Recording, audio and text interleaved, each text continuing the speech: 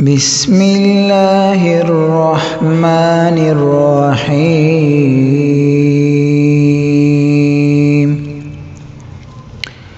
والمرسلات عرفا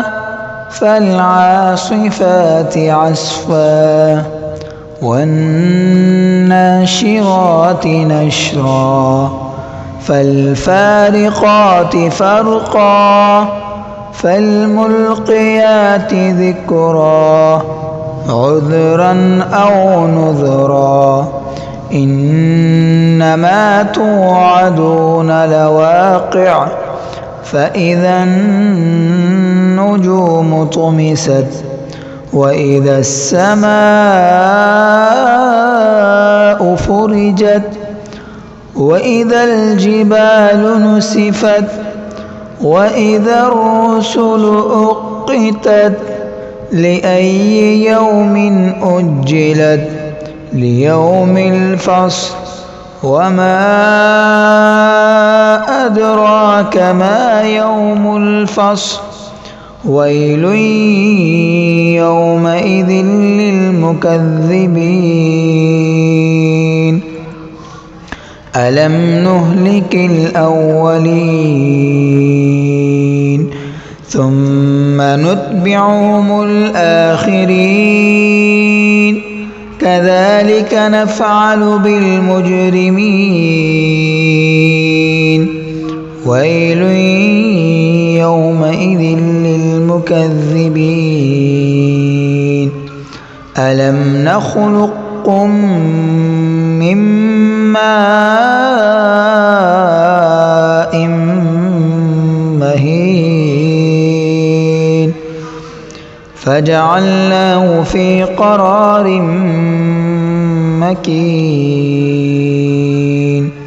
إلى قدر معلوم فقدرنا فنعم القادرون ويل يومئذ للمكذبين ألم نجعل الأرض كفاتا أحياء وأمواتا وجعلنا فيها رواسي شامخات وأسقيناكم ماء فراتا ويل يومئذ للمكذبين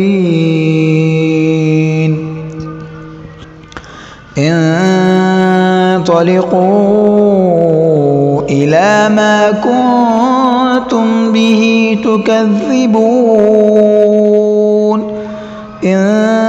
انطلقوا إلى ظل ذي ثلاث شعب لا ظليل ولا يغني من اللهب إنها ترمي بشرر كالقصر كأنه جمالة صفر ويل يومئذ للمكذبين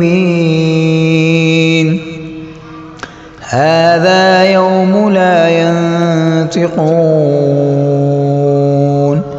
ولا يؤذن لهم فيعتذرون ويل يومئذ للمكذبين هذا يوم الفصل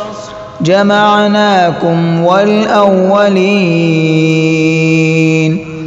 فإن كان لكم كيد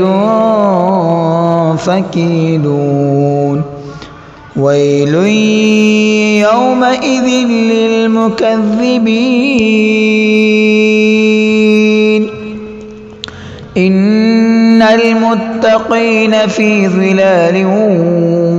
وعيون وفواكه مما يشتهون كلوا واشربوا هنيئا بما كنتم تعملون إنا كذلك نجزي المحسنين ويل يومئذ للمكذبين كلوا وتمتعوا قليلا إنكم مجرمون ويل يومئذ للمكذبين وإذا قيل لهم اركعوا لا يركعون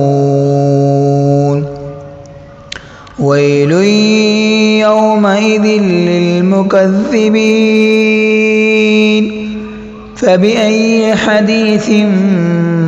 بعده يؤمنون صدق الله العظيم.